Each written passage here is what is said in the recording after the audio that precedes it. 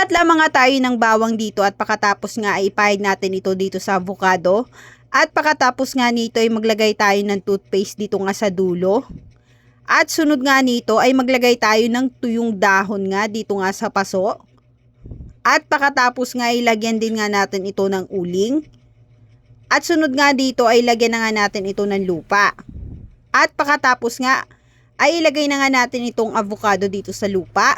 At tabunan na nga natin ito. At ganun din nga itong isa. At pakatapos nga ay diligan natin ito ng soft drinks. At diligan din nga natin itong isa. At sunod nga dito ay lagyan din nga natin ito ng condensed milk. Ilagay lamang nga natin yan sa paligid nito. At ganun din nga sa isa, lagyan natin.